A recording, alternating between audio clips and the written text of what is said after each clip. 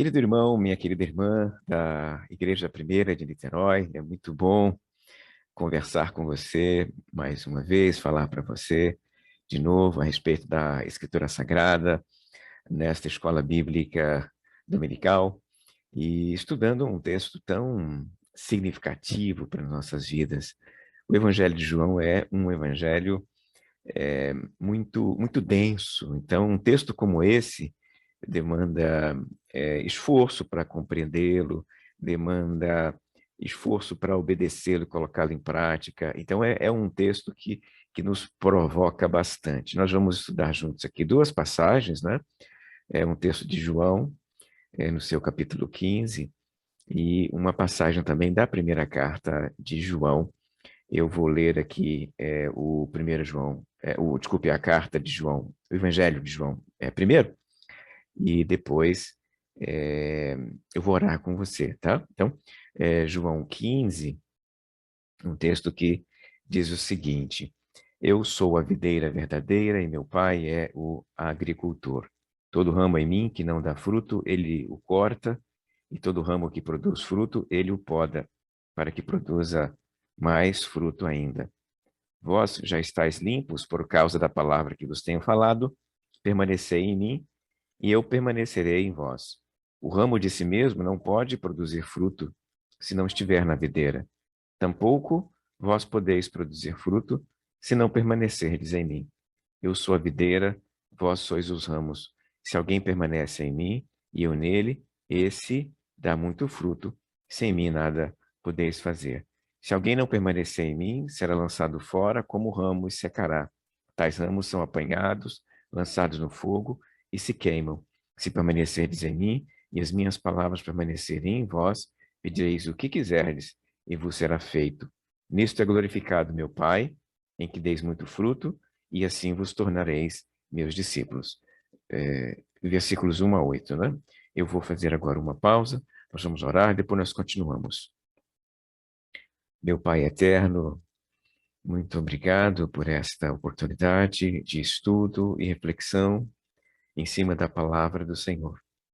Que o Espírito Santo nos dê alimento espiritual por meio deste estudo. É o que pedimos em nome de Jesus. Amém, Senhor. Meu irmão e minha irmã, eu vou continuar a leitura. Você percebe que os versículos 1 a 8 de João 15, eles trabalham a metáfora da videira e os ramos. Jesus Cristo, ele é a videira e nós, os discípulos dele, somos os ramos, né? Os discípulos de lá e os discípulos de cá. Nós somos os ramos.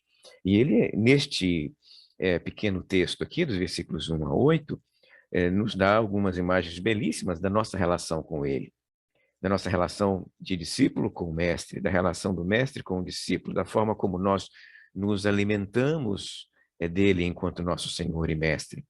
E a partir do versículo 9, ele faz uma transição para falar de Deus. Então, até o versículo 8, ele fala dele e seus discípulos. E a partir do versículo 9, o texto começa a falar sobre a relação de Jesus com o Pai e dos discípulos de Jesus com o Pai. E eu vou continuar lendo, então, aqui com você. Versículo 9 em diante. Como o Pai me amou, também eu vos amei. Permanecei no meu amor. Aqui entra o tema do amor, que é o tema do dia, né? Deus é amor, é o título da nossa lição de hoje. Nós vamos estudar, em termos estritos, o amor de Deus. Versículo 10. Se guardardes os meus mandamentos, permanecereis no meu amor, assim como eu tenho guardado os mandamentos de meu Pai e permaneço no seu amor. Tenho-vos dito isto para que a minha alegria esteja em vós e a vossa alegria seja completa. O meu mandamento é este: amai-vos uns aos outros como eu vos amei.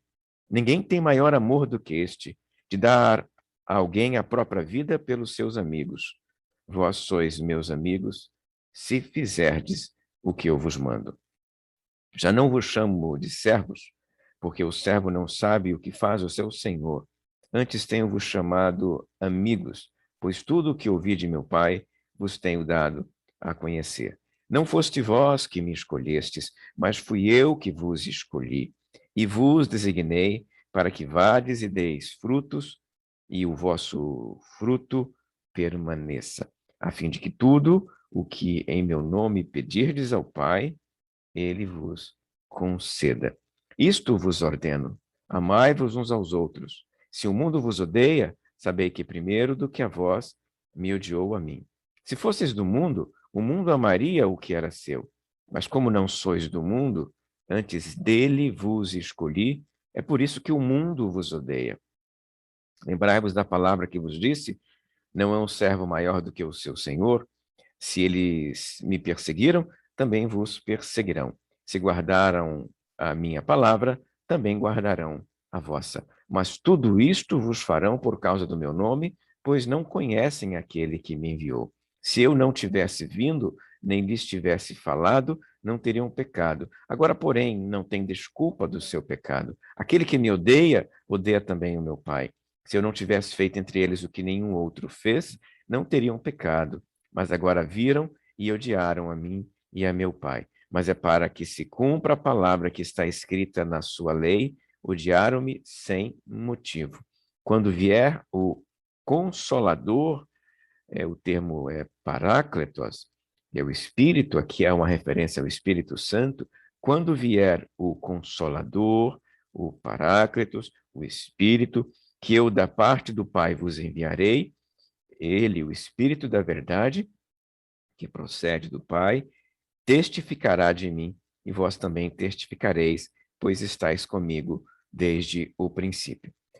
Eu tenho que lembrar algumas coisas para vocês. Não é novidade que o Evangelho de João é o mais denso, é o mais profundo, e eu costumo dizer até para quem me ouve que é o mais difícil dos quatro evangelhos, né? Nós temos aqui na Bíblia Mateus, Marcos, Lucas e João, e temos até a prática de usar João para fazer evangelismo pessoal, né?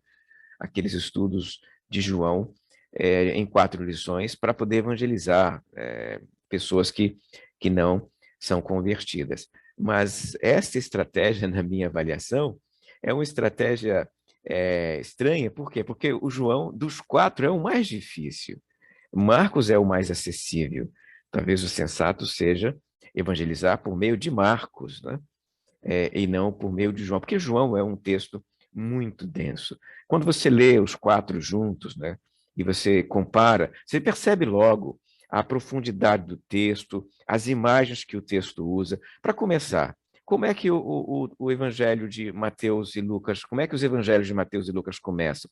Falando do nascimento de Jesus, criança, manjedoura, anjos cantando, pastores, animais.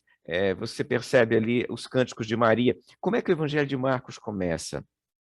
O Evangelho de Marcos começa com Jesus já adulto, já no batismo, e após o batismo passando pela tentação e começando o seu ministério. O Evangelho de Marcos, então, já trabalha com Jesus do batismo para frente.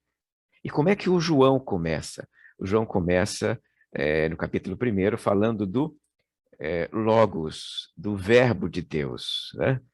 No princípio era o Verbo. O texto grego diz enarche en logos. No princípio era o Verbo. E depois daquele capítulo um inteiro ali, você lê e você percebe, nossa, quanta profundidade o Verbo de Deus habitou entre nós.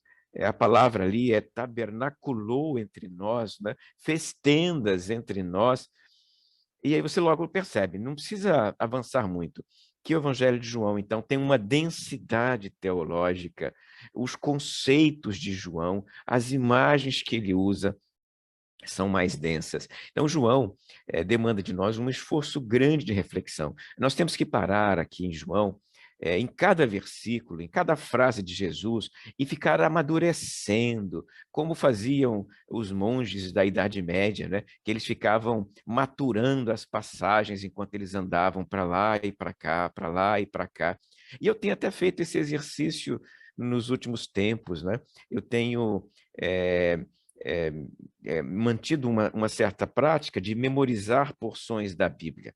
Na minha idade, já não é tão fácil assim memorizar como era quando eu era adolescente, né?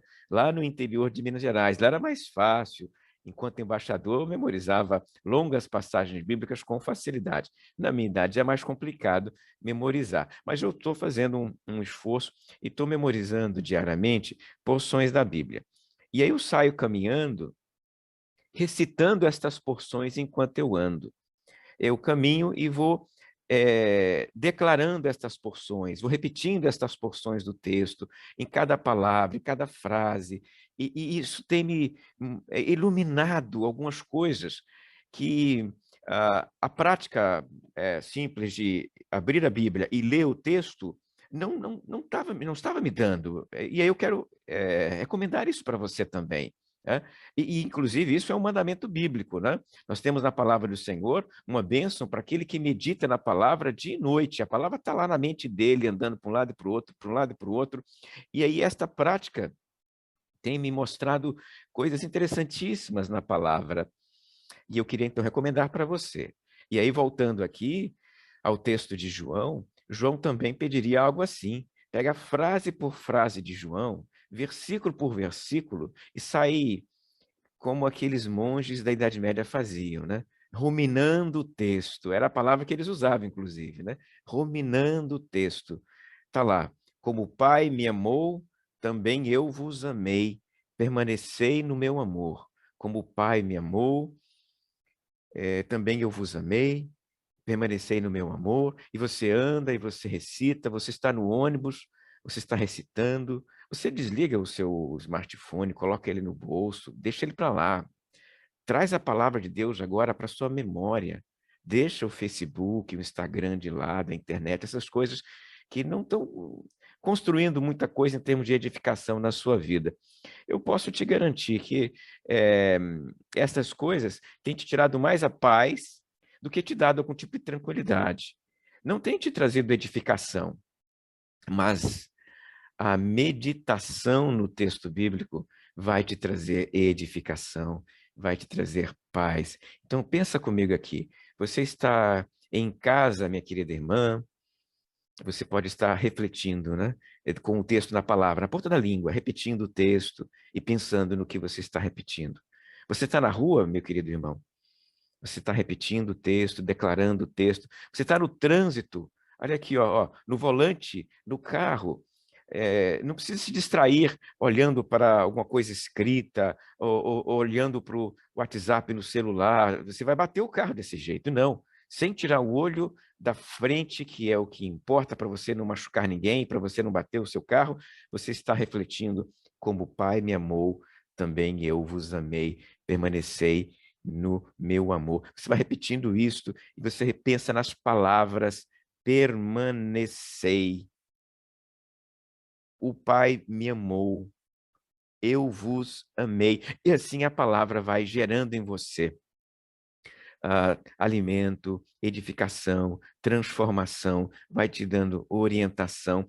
E aí, esta minha palavra para você aqui nesse momento é para dizer o seguinte: o texto de João demanda relacionamento com ele. Não é um texto para você ler e vai embora. Não é um daqueles textos que você lê 3 capítulos hoje e amanhã esqueceu que leu os 3 capítulos anteriores. Esse texto aqui demanda paciência, pede calma. Tenho-vos dito isto para que a minha alegria esteja em vós e a vossa alegria seja completa. O meu mandamento é este: amai-vos uns aos outros. Então, João é um texto difícil que pede de nós tempo, paciência, reflexão. Não é possível estudar João com pressa. João precisa ser estudado com calma e tranquilidade, porque as imagens são profundas. Pensa numa imagem como esta que abriu o texto aqui. Ó. Eu sou a videira verdadeira e meu pai é o agricultor. Eu sou a videira, né? E os discípulos, o que os discípulos são então? Os discípulos são os ramos da videira. O pai é o agricultor. Agricultor, videira, ramos. Pega essas 3 imagens e vai pensando nelas, refletindo, amadurecendo essas imagens na sua mente. e a palavra vai dar frutos na mente, no coração e na prática cotidiana. É isso, meu irmão, que eu queria recomendar para você a partir do Evangelho de João. Sem pressa, porque estudar João com pressa não adianta muito, não dá para entender essas coisas assim. Então, o texto está aqui diante de nós e eu vou fazer aqui alguns apontamentos, né? Levantando dele alguns princípios. E um dos primeiros princípios que eu quero levantar aqui tem a ver justamente com a forma como Jesus constrói um argumento definindo a relação dele com o Pai e depois pede esse mesmo tipo de relacionamento dos seus discípulos. Ele diz que o Pai o ama, o amou no passado e, consequentemente, o ama ainda no presente. É bom lembrar que tudo que nós falamos sobre Deus vale para ontem, para hoje e para amanhã. Então, as nossas falas sobre Deus precisam ser desta forma. Deus nos amou, nos ama e nos amará amanhã. Usando os termos bíblicos, Deus nos amou, nos ama e para sempre nos amará. Porque para Deus vale o ontem, o hoje e o amanhã. Deus amou Jesus. Deus ama Jesus e Deus continuará amando Jesus. Nesses termos, este é o relacionamento entre Deus e Jesus. E tudo o que Jesus faz é em resposta a este amor, resposta obediente a este amor, porque é o amor entre o filho e o seu pai. Jesus, filho, ama o pai. E, nesse caso, esta relação entre eles é basicamente definida pela palavra amor. O termo grego aqui, eu acho que você já conhece, os pastores costumam citar com frequência, é agape. Este tipo de amor é o amor que marca a relação entre o pai e o filho e o pai, Deus e Jesus, Jesus e Deus.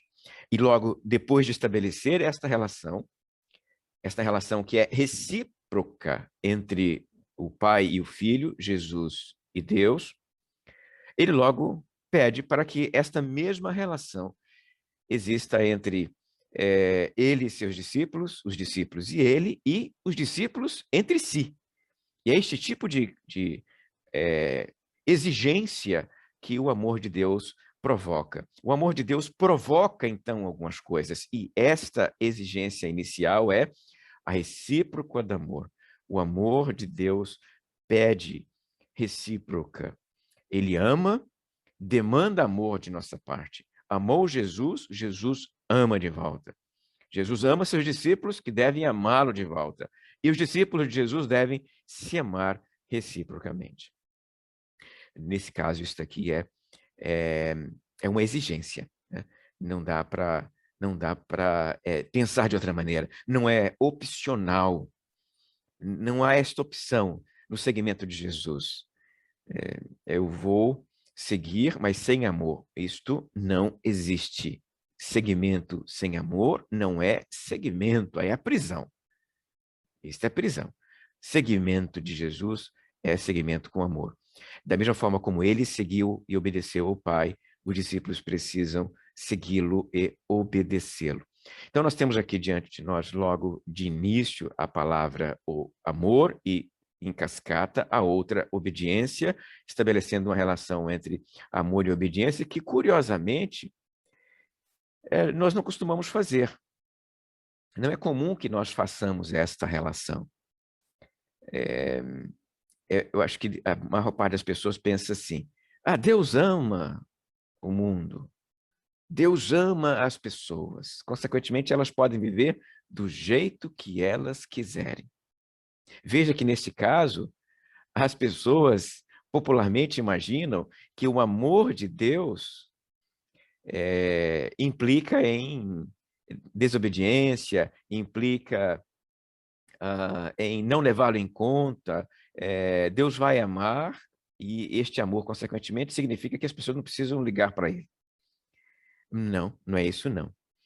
O amor de Deus tem uma relação direta com obediência, porque se o discípulo ama a Deus de verdade, ele vai obedecê-lo. E o amor de Deus pede o amor de volta. É a imagem aqui da recíproca, né? Então, nós amamos a Deus quando cumprimos o mandamento. E o principal deles, o próprio texto já vai dizer aqui para nós, é amai-vos uns aos outros. Versículo 12, né? O meu mandamento é este, amai-vos uns aos outros como eu vos amei.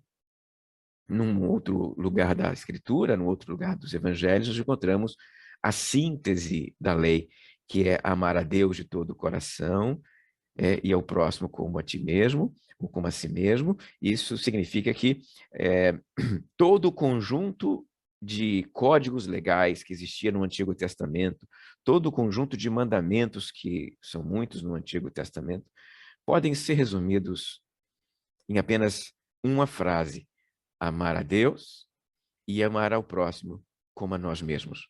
Isto resume o conjunto da lei, o conjunto das escrituras do Antigo Testamento.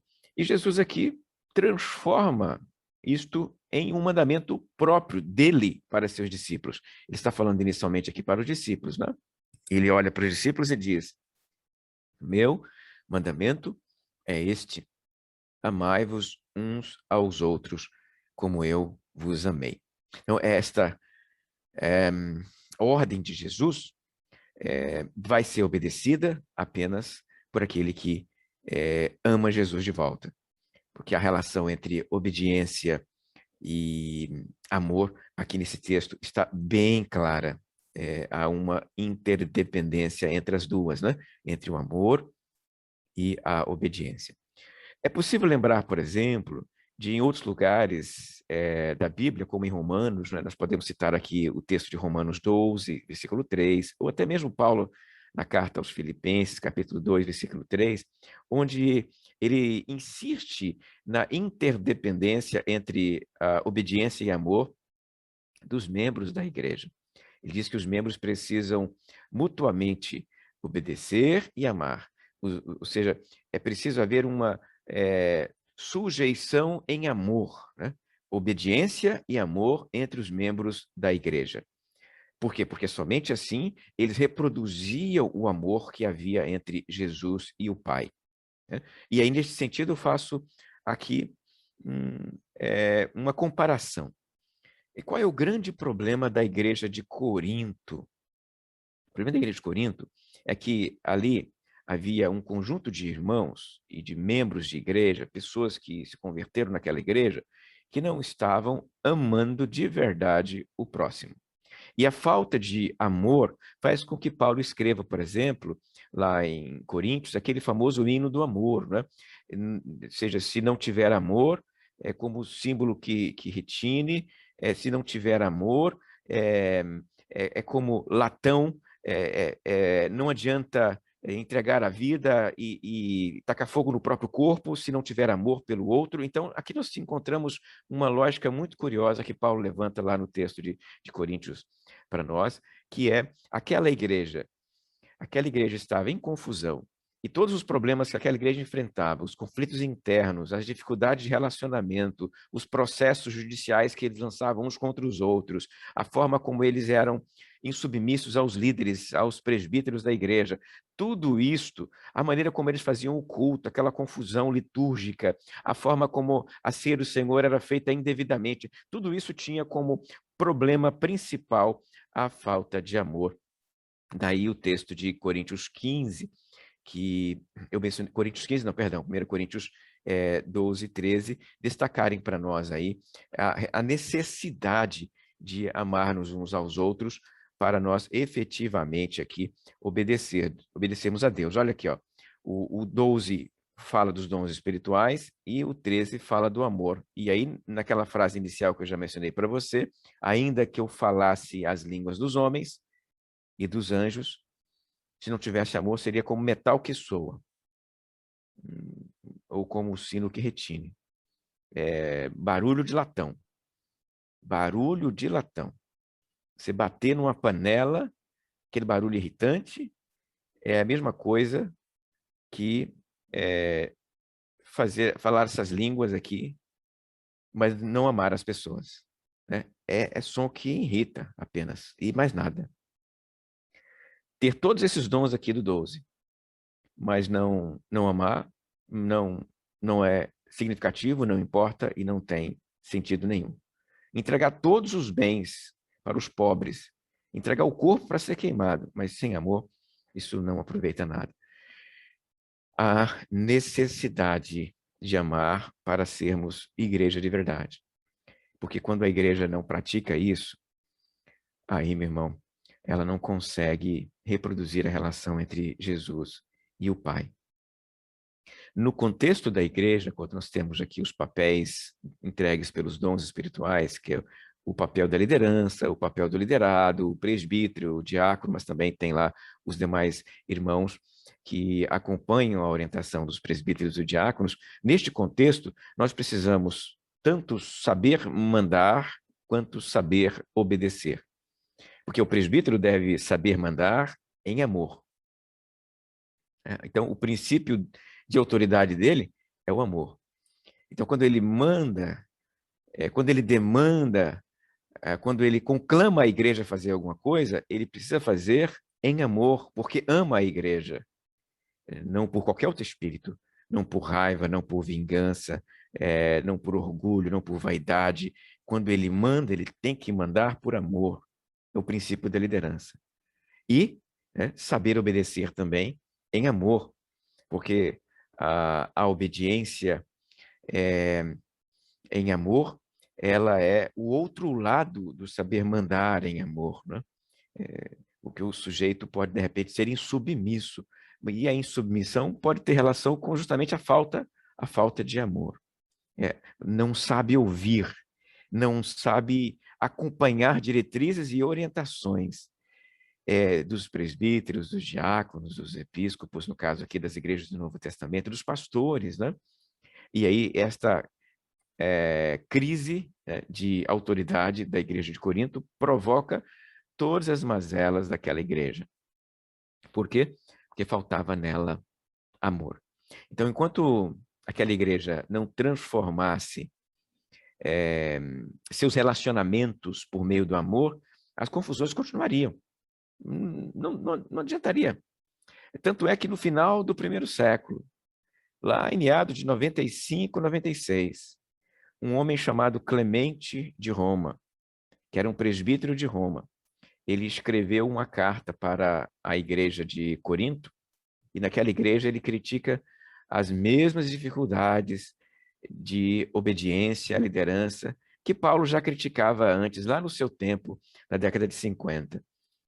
Porque, meu irmão, aquela igreja não aprendeu a amar. E sem amor não adianta. Sem amor, a igreja não exercita o relacionamento que Jesus tinha com o Pai, e é o que ele pede dos seus discípulos, né?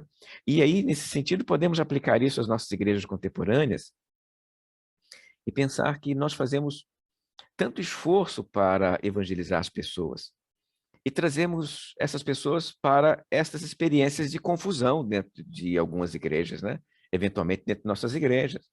Nós evangelizamos, nós nos esforçamos para pregar o evangelho, aí essa pessoa se converte, ingressa em nossas igrejas, e o que ela vai experimentar? Ela vai experimentar embates, atritos, confusões, partidos, ela vai experimentar vingança, ela vai experimentar inveja, ela vai experimentar uma série de coisas num espaço que deveria ser o espaço acentuado do amor. E aí, este que chegou ali convertido, se ele aprende a viver desse jeito, ele dá sequência a essa herança maldita, né? Os relacionamentos sem amor são difíceis de suportar, são complicados de sobreviver a eles, né? É muito duro você sobreviver a um relacionamento sem amor. E aí, se esse discípulo sobrevive, ele sobrevive com um coração farisaico, um coração duro. Ele aprende a tratar o outro como ele foi tratado quando ele chegou naquela igreja. Mas se ele for recebido com amor, se as pessoas manifestaram o amor de Cristo no relacionamento com ele, na recepção, ele vai aprender a amar. Ele vai aprender a amar com quem, gente? Ele vai aprender a amar com os irmãos que o receberam, com a igreja que o recebeu. E aí, naquele contexto, este discípulo que aprendeu a amar vai reproduzir isso em cascata, amando também os outros que chegarão depois, né? E aí, nesse sentido, nessa questão, eu destaco para você a necessidade de nós não apenas fazermos o nosso trabalho de evangelização, mas trazermos as pessoas que nós ganhamos para um contexto amoroso de igreja. Caso contrário, o nosso trabalho vai resultar em comunidades cada vez mais complicadas e difíceis, mais à luz de Corinto, né? Mais intolerantes ao outro e ao próximo. Nós estamos reproduzindo não discípulos de Jesus, mas fariseus. Um outro aspecto que eu quero destacar aqui é justamente nesse âmbito, né? No âmbito farisaico. A vida cristã sem amor é a vida do fariseu, que conhecia os mandamentos, que conhecia a lei do Antigo Testamento, que sabia de cor grandes porções da Bíblia, mas faltava a eles o quê? Faltava a eles o amor. E aí, sem amor, eles querem atirar pedras e matar aquela mulher. Sem amor, eles querem matar Jesus e querem crucificá-lo. Eles não suportam ouvir Jesus, porque o que falta no fariseu? Falta no fariseu o amor. Porque sem amor, você tem dificuldade enorme de ouvir, você tem dificuldade enorme de reconhecer erros, você tem uma dificuldade enorme de reconhecer seus pecados e suas falhas, você tem uma dificuldade enorme de receber ajuda. Sem amor, o que incha é o coração de orgulho, é o orgulho no coração. Então, nesse sentido, há uma armadilha grande aqui para a igreja. Repetindo aquela imagem que eu falei agora há pouco, a igreja evangeliza, traz novos membros para dentro dela, e aí essas pessoas não aprendem a amar. Continuam fazendo a obra mecanicamente, como faziam os fariseus, entregando dízimos, guardando a lei, sendo religiosos ao extremo, vestindo aquelas roupas todas, tocando aqueles sininhos todos, fazendo todos aqueles rituais, mas um coração gelado. E um coração gelado resulta em crucificação de Jesus. Então, é preciso olhar para este contexto aqui e lembrar que não adianta fazer as obras sem amor.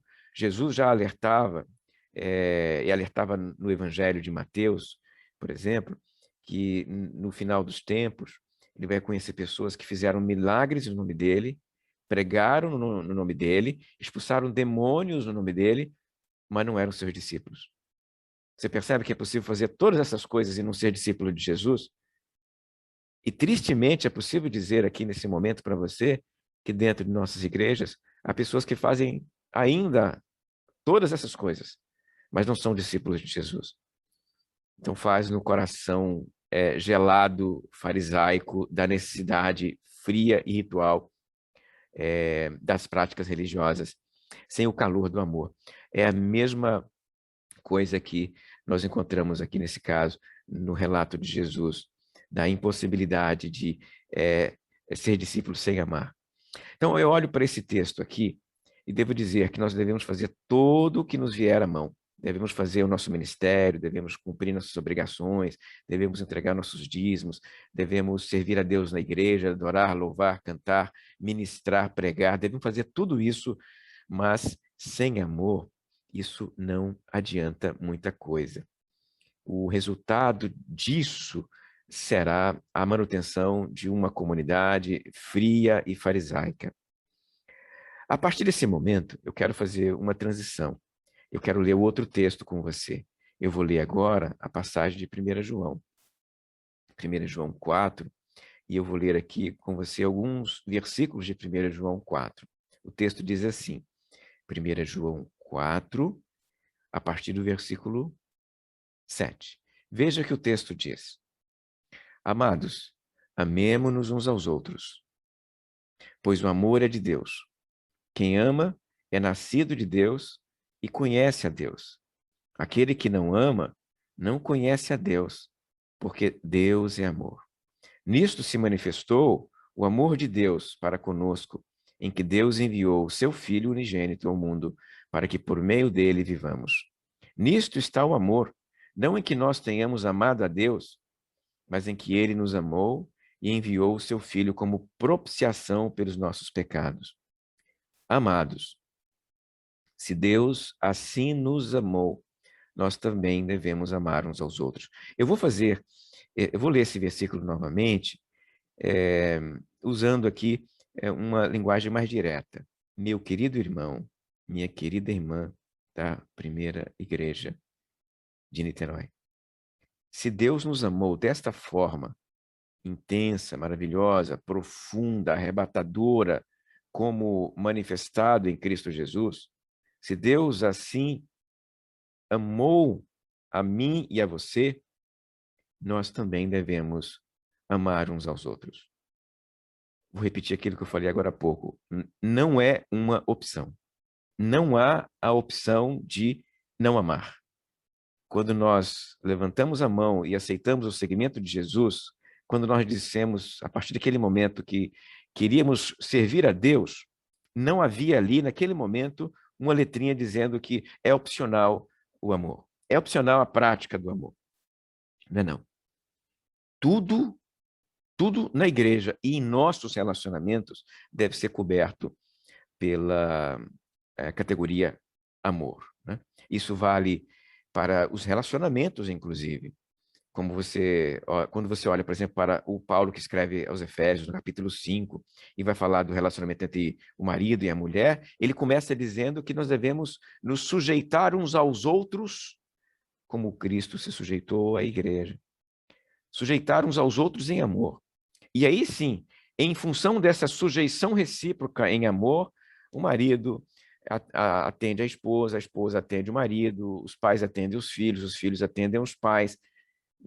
É assim que funciona.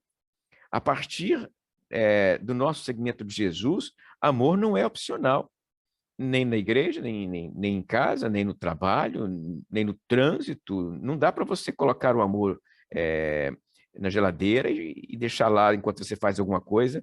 Não dá para você colocar na estante, guardado, e de vez em quando você vai lá e pega e usa. O amor não é opcional. E aí o texto continua dizendo: ninguém jamais viu a Deus, mas se amarmos uns aos outros, Deus está em nós, e em nós é aperfeiçoado o seu amor. Nisto conhecemos que estamos nele, e ele em nós, por ele nos ter dado do seu Espírito, e vimos e testificamos que o Pai enviou o seu Filho como Salvador do mundo. E todo que confessa que Jesus é o Filho de Deus, Deus está nele e ele em Deus. E nós os conhecemos e cremos no amor que Deus tem por nós. Por quê, meu irmão? Porque Deus é amor. Quem está em amor, está em Deus e Deus nele. Eu vou ler esse versículo mais uma vez, olha só aqui, ó, que coisa linda.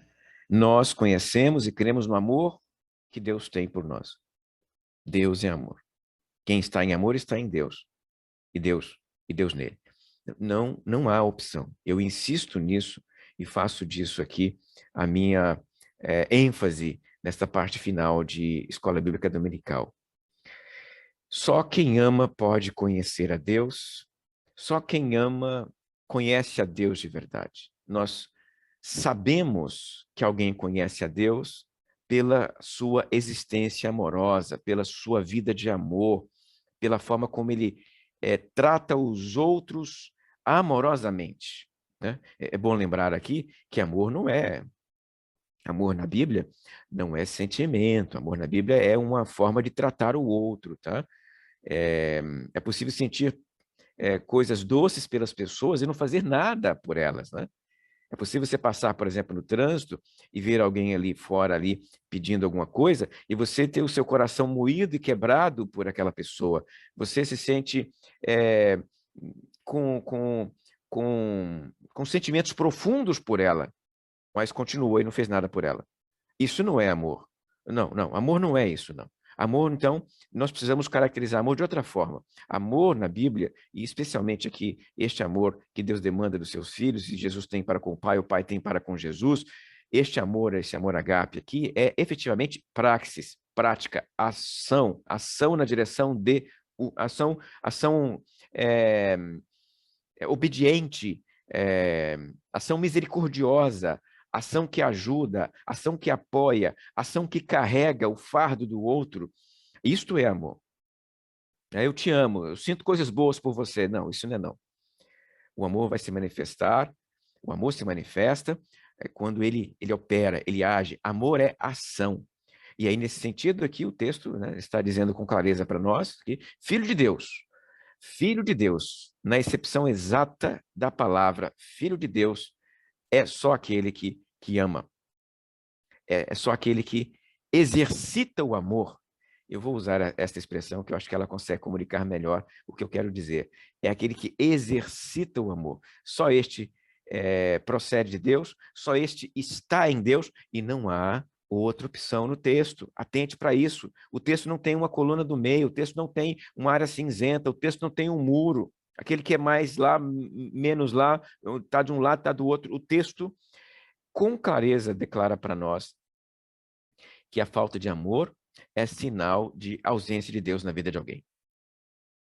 E aí, quando o João insiste tanto nisso aqui, eu preciso lembrar a você que essa insistência tem a ver com conflitos que ele via na igreja naquela época, né? Você percebe, por exemplo, aqui, nesta carta ele vai dizer que alguns saíram de nós porque não eram dos nossos, né? Você lê isso aqui em 1 João, né? Eram dos nossos, saíram de nós, não são mais. Veja que coisa triste, ele está percebendo essa confusão, essa crise ali, e na outra carta ele vai dizer que uma pessoa não quer receber o seu enviado, então essa pessoa rejeita as orientações de João. Tem conflitos nesta comunidade, tem conflitos nesta igreja. João olha para ela e diz: estes que tratam o outro desta forma não estão em Deus, não são de Deus e Deus não está nele. É assim que João trata essas pessoas. Estes que maltratam o próximo, estes que humilham o próximo, estes que oprimem o próximo, estes não são de Deus e Deus não está nele. É assim que o João escreve para os seus leitores. E nós podemos dizer a mesmíssima coisa nos dias atuais. Quem maltrata o outro, quem humilha o outro, este não é de Deus, e Deus não está nele, e este não está em Deus. Está escrito aqui. Esta não é uma área mais ou menos do texto. A clareza do texto é impressionante neste caso aqui, especialmente da carta de João, tá? Porque a carta de João é mais clara até do que o próprio evangelho, né? O evangelho é mais denso, a carta é mais clara numa série de conceitos, né? E aí o texto vai e diz, olha, Deus amou e o amor dele se manifestou em que ele entregou Jesus para morrer na cruz. E o seu amor? De que forma ele vai se manifestar? Ele se manifesta em comunhão com Deus, em comunhão com Jesus e em comunhão com o próximo.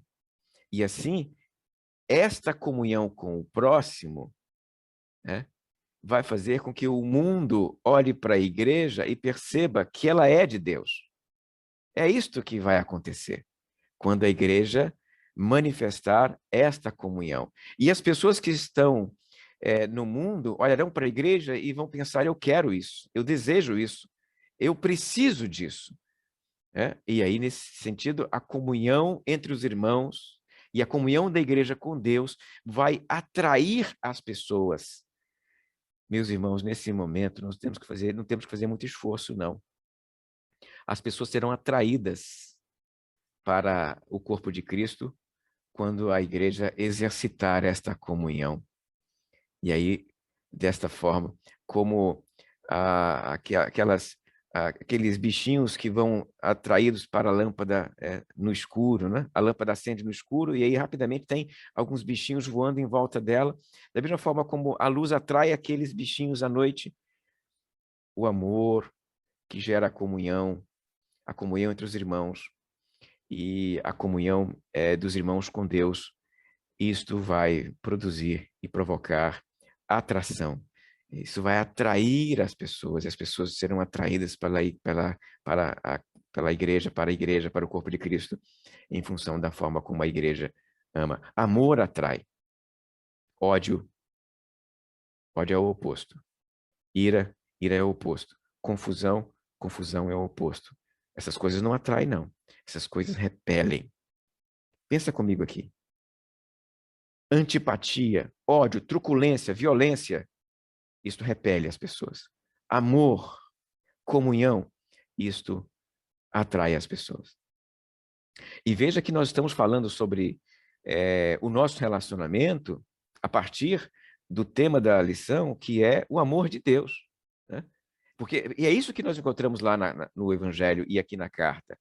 Este amor maravilhoso de Deus, que se manifestou em Jesus Cristo, criou a igreja.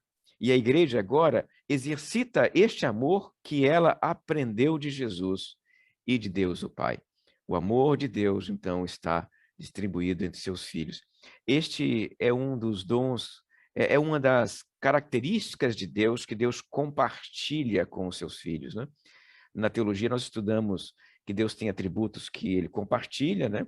E atributos que ele não compartilha. Atributos comunicáveis e atributos incomunicáveis. Deixa eu explicar rapidamente aqui. Atributos incomunicáveis são aquelas coisas que estão em Deus e que não estão em nenhum outro ser.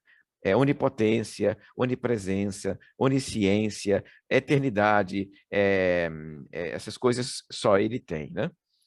Agora, há coisas que há em Deus que podem existir em nós de uma forma, evidentemente, mais humana, mais no campo da criatura e no status da criatura.